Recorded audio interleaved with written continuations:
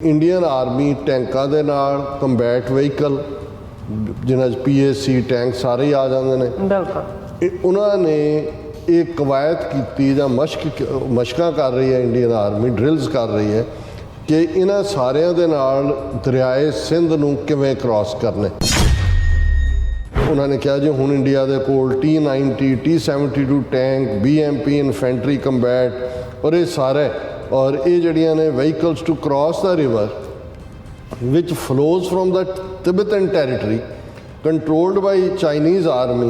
Through the entire Ladakh sector before entering Pakistan. The Indian Army said such drills are carried out to prepare for contingencies where action is to be taken against the adversaries if they try to capture Indian areas via routes of valleys in this area। ਜਿਹੜੇ ਇਹਨਾਂ ਦੇ non state actor ਇਸ ਵੇਲੇ ਬਿਠਾਏ ਹੋਏ ਨੇ ਇਹਨਾਂ ਨੇ ਟੀਵੀ ਦੇ ਉੱਤੇ ਔਰ ਦੂਸਰੇ ਤੀਸਰੇ ਉਹ ਤੁਸੀਂ ਦੇਖੋਗੇ ਪਿਛਲੇ ਕਈ ਮਹੀਨਿਆਂ ਤੋਂ ਇਹ ਮਾਹੌਲ ਬਣਾ ਰਹੇ ਨੇ ਕਿ ਜੀ ਪਾਕਿਸਤਾਨ ਆਕੂਪਾਈਡ ਕਸ਼ਮੀਰ POK ਉਹਨੂੰ ਕਹਿੰਦੇ ਨੇ ਇਹਨੂੰ ਹਥਿਆਓ।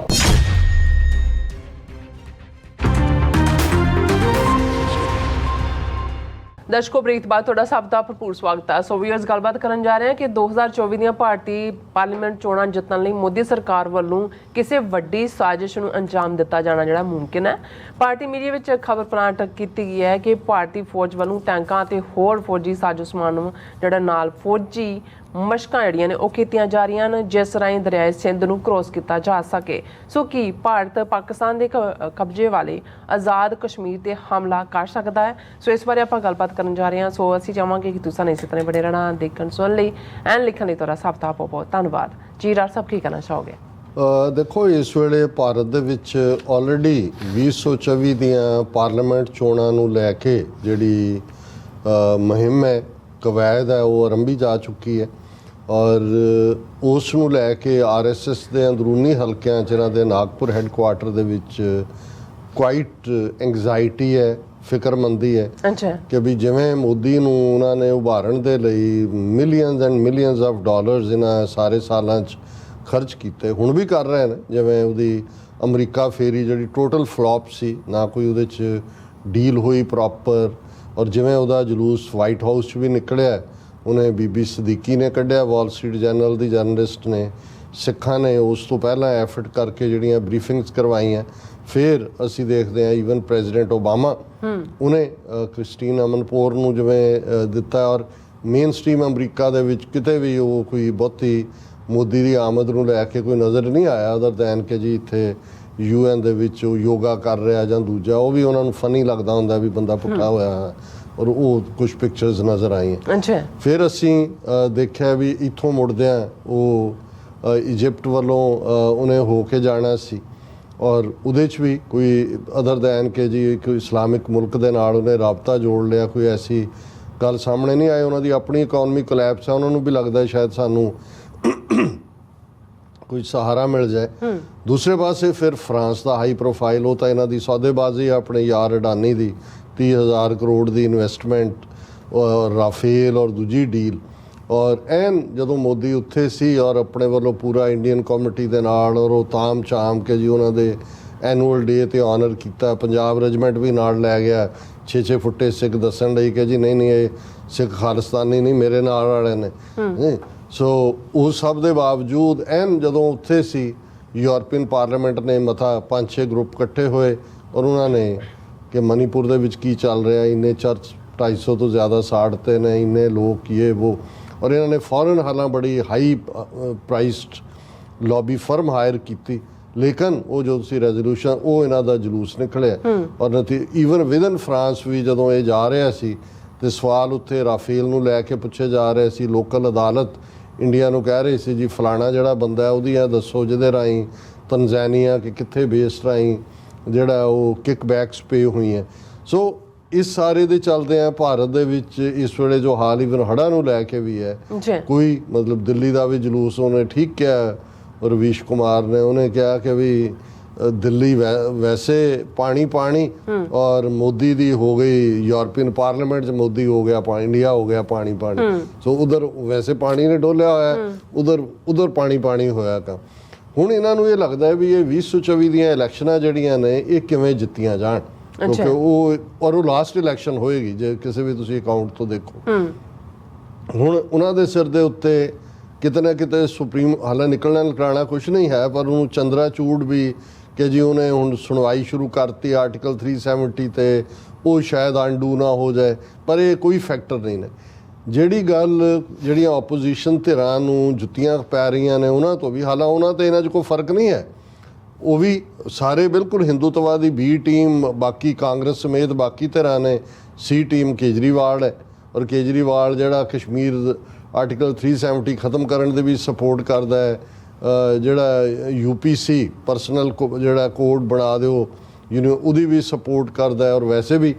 ਪੰਜਾਬ ਦੇ ਮਾਮਲੇ 'ਚ ਤਾਂ ਬਿਲਕੁਲ ਹੀ ਐਂਟੀ ਸਿੱਖ ਉਹਦਾ ਬਿਹੇਵੀਅਰ ਹੈ।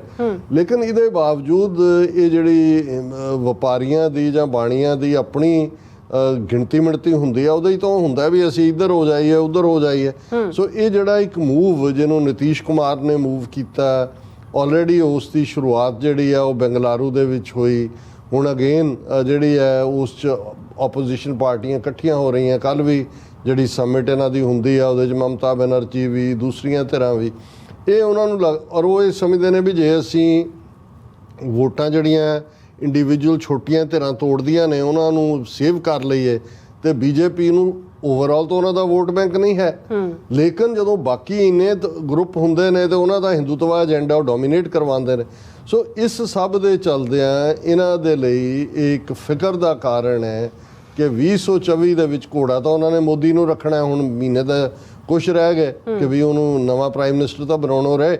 ਉਸ ਤੋਂ ਬਾਅਦ ਤਾਂ ਉਹਦੀ ਕਾਰਗੁਜ਼ਾਰੀ ਤੇ ਹੋਏਗਾ ਵੀ ਕਿਵੇਂ ਹੈ। ਵੈਸੇ ਵੀ 17 ਨੂੰ ਢੁਕਿਆ ਹੋਇਆ ਤੇ 75 ਤੱਕ ਪਹੁੰਚਦਿਆਂ ਤਾਂ ਵੈਸੇ ਹੀ ਹੁੰਦਾ ਜਿਵੇਂ ਉਹ ਮੋਦੀ ਨੂੰ ਉਹਨੂੰ ਬਿਠਾਇਆ ਹੋਇਆ ਅਡਵਾਨੀ ਨੂੰ ਪਾਸੇ। ਹੁਣ ਜੋ ਨਜ਼ਰ ਆ ਰਿਹਾ ਇਹ ਕੋਈ ਸਾਡੇ ਕੋਲੇ ਨਹੀਂ ਹੈ ਕਿ ਵੀ ਅਸੀਂ ਕਈ ਵਾਰ ਉਹ ਡਕ ਟੈਸਟ ਹੁੰਦਾ ਕਿ looks like a duck, quacks like a duck, walks like a duck is a duck. ਹੁਣ ਇਹੀ ਹਾਲਤ ਜਿਹੜੀ ਅੱਜ ਮੋਦੀ ਦੀ ਹੈ ਇਹ 2019 ਦੇ ਵਿੱਚ ਸੀ, ਇਹਨਾਂ ਦਿਨਾਂ ਦੇ ਵਿੱਚ ਚੋਣਾਂ ਤੋਂ ਇੰਨਾ ਕੀ ਅਰਸਾ ਪਹਿਲਾਂ ਜਿਹੜਾ ਹੈ ਕੋਈ ਥੋੜਾ ਜਿਹਾ ਰਾਦਰ ਥੋੜਾ ਮੋਰ ਕਲੋਜ਼ਲੀ ਜੋ ਸਰਵੇ ਆ ਰਹੇ ਸੀ, ਓਪੀਨੀਅਨ ਪੋਲ ਆ ਰਹੇ ਸੀ, ਡਿਫੀਟ ਹੋ ਰਹੀ ਸੀ। ਔਰ ਅਸੀਂ ਦੇਖਦੇ ਹਾਂ ਕਿ 14 ਫਰਵਰੀ 2019 ਨੂੰ ਇਹਨਾਂ ਨੇ ਪੁਲਵਾਮਾ ਦਾ ਡਰਾਮਾ ਕੀਤਾ, ਆਪਣੇ 40 ਫੌਜੀ CRPF ਦੇ ਮਰਵਾਏ,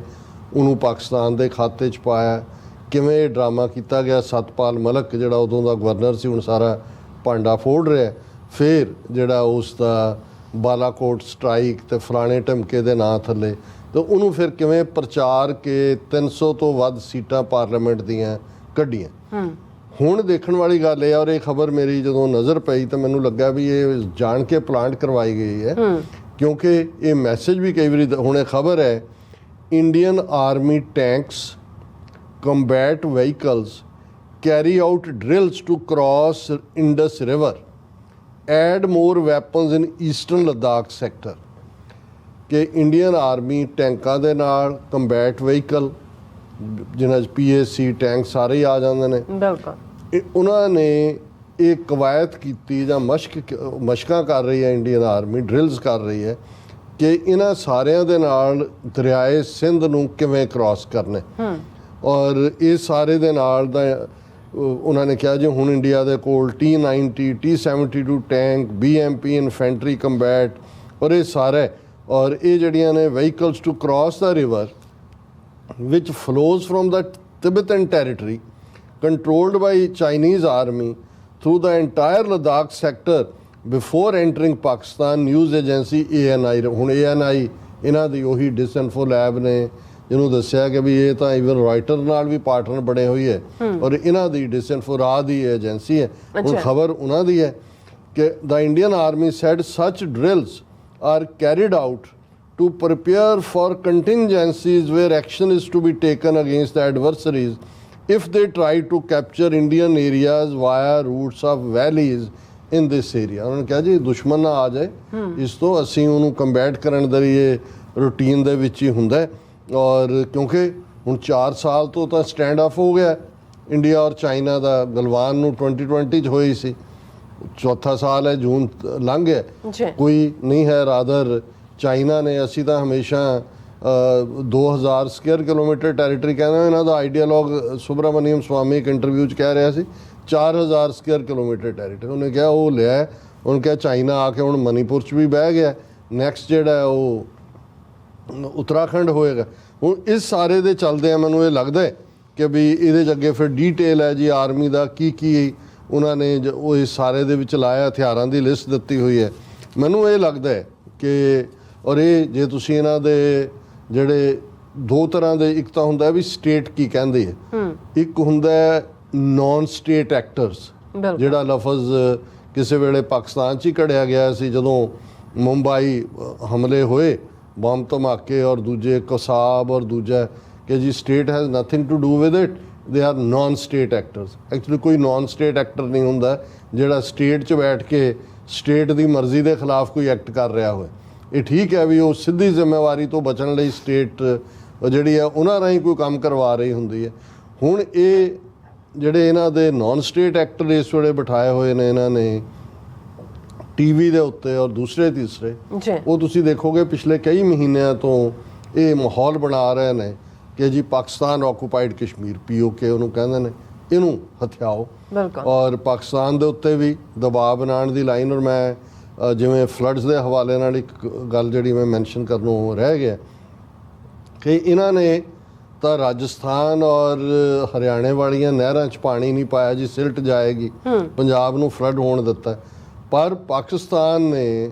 ਸੁਲੇਮਾਨ ਹੈਡਵਰਕਸ ਜਿਹੜੇ ਫਿਰੋਜ਼ਪੁਰ ਦੇ ਉੱਤੇ ਨੇ 6, ਉਹਨਾਂ ਦੇ ਫਲੱਡ ਗੇਟ ਖੋਲ੍ਹ ਦਿੱਤੇ ਕਿ ਜੀ ਪਾਣੀ ਜਾ ਲੈਣ ਦਿਓ, ਕੋਈ ਗੱਲ ਨਹੀਂ ਹੈ। ਉਹਦੇ ਨਾਲ ਇਹ ਫਾਜ਼ਿਲਕਾ ਦੇ ਡਿਪਟੀ ਕਮਿਸ਼ਨਰ ਦਾ ਕਹਿਣਾ ਸੀ ਕਿ ਫਾਜ਼ਿਲਕਾ ਜ਼ਿਲ੍ਹਾ ਬਚ ਗਿਆ, ਬਠਿੰਡਾ ਵੀ ਬਚ ਗਿਆ, southern Punjab, Indian occupied Punjab ਦਾ ਸਾਊਥ ਜਿਹੜਾ। ਹੁਣ ਇੱਕ ਪਾਸੇ ਤਾਂ ਪਾਕਿਸਤਾਨ ਦਾ ਜੈਸਚਰ ਇਸ ਲੈਵਲ ਦੇ ਉੱਤੇ ਹੈ ਕਿ ਵੀ ਉਹਨਾਂ ਨੇ ਜਿਹੜਾ ਇਧਰ ਜਿਹੜੀ ਹੜ੍ਹਾਂ ਦੀ ਮਾਰ ਨੂੰ ਘੱਟ ਕਰਨ ਦੇ ਲਈ ਕੋਆਪਰੇਟ ਹੀ ਨਹੀਂ ਕੀਤਾ। ਉਹਨਾਂ ਲਈ ਕੋਈ ਜਿਹੜਾ ਉਹ ਕੰਪੈਲਿੰਗ ਨਹੀਂ ਸੀ ਜਾਂ ਉਹਨਾਂ ਦੀ ਕੋਈ ਨਹੀਂ ਸੀ ਉਹਨਾਂ ਦੇ ਉੱਤੇ ਹੁਕਮ ਝਾੜ ਸਕਦਾ ਜੀ ਤੁਸੀਂ ਖੋਲੋ ਗੇਟ। ਪਰ ਦੂਜੇ ਪਾਸੇ ਇੰਡੀਆ ਜਿਹੜਾ ਉਹ ਪਲਾਨ ਇਸ ਕਿਸਮ ਦਾ ਕਰ ਰਿਹਾ। ਪਾਕਿਸਤਾਨ ਦੇ ਵਿੱਚ ਚਲੋ ਰਿਲੇਟਿਵਲੀ ਇਕਨੋਮਿਕਲ ਹੁਣ ਸਟੇਬਿਲਿਟੀ ਹੈ, $2 ਬਿਲੀਅਨ IMF ਨੇ 9 ਮਹੀਨੇ ਲਈ ਦਿੱਤੇ ਨੇ, ਸ਼ਾਇਦ UAE ਵਾਲੇ ਵੀ ਡੋਲ ਆਊਟ ਕਰ ਰਹੇ ਨੇ 1 ਬਿਲੀਅਨ। ਹੈ ਤਾਂ ਇਹ ਹੈਂਡ ਟੂ ਮਾਊਥ ਸਿਚੁਏਸ਼ਨ ਹੀ ਹੈ, ਪਰ ਉੱਥੇ ਬੈਠੇ ਜਿਹੜੇ ਮੁਲਕ ਦੇ ਰੀਅਲ ਡਿਫੈਂਡਰ ਨੇ ਉਹਨਾਂ ਨੂੰ ਇਸ ਗੱਲ ਦਾ ਧਿਆਨ ਦੇਣਾ ਚਾਹੀਦਾ ਕਿ ਭਾਈ ਇਸ ਕਿਸਮ ਦੀ ਕੋਈ ਨਾ ਕੋਈ ਗੰਦੀ ਖੇਡ ਇੰਡੀਅਨ ਏਜੰਸੀ ਉਹਨਾਂ ਦਾ ਪਿਤਾਮਾ ਪਿਓ ਅਜੀਤ ਡੋਭਾਲ ਖੇਡ ਸਕਦਾ ਹੈ, ਤਾਂ ਕਿ ਭਾਵੇਂ ਉਹ ਇੱਕ ਨੌਟੰਕੀ ਵਾਂਗ ਹੀ ਹੋਏ ਪਰ ਕੁਛ ਇਸ ਕਿਸਮ ਦੀ ਦਿਲਵਦੀ ਕਰਕੇ ਫਿਰ ਮੋਦੀ ਨੂੰ ਜਿਹੜਾ ਉਹ 2019 ਵਾਂਗ ਉਵੇਂ ਹੀ ਹੀਰੋ ਪੇਸ਼ ਕੀਤਾ ਜਾਏ, ਤਾਂ ਕਿ ਮੋਦੀ ਔਰ RSS ਦੀ ਟੀਮ ਨੂੰ ਇਹਨਾਂ 2024 ਦੀਆਂ ਇਲੈਕਸ਼ਨਾਂ 'ਚ ਇੱਕ ਵਾਰੀ ਫਿਰ ਜੇਤੂ ਬਣਾਇਆ ਜਾਏ। ਜੀ ਡਾਕਟਰ ਸਾਹਿਬ ਤੁਹਾਡਾ ਬਹੁਤ ਬਹੁਤ ਧੰਨਵਾਦ। ਸਵਾਥ ਨੈਟਵਰਕ ਵਿਊਅਰਸ ਤੁਸੀਂ ਇਸੇ ਤਰ੍ਹਾਂ ਬਣੇ ਰਹਿਣਾ। ਮਿਲਦੇ ਹਾਂ ਛੋਟੇ ਜਿਹੇ ਵਕਫੇ ਤੋਂ ਬਾਅਦ।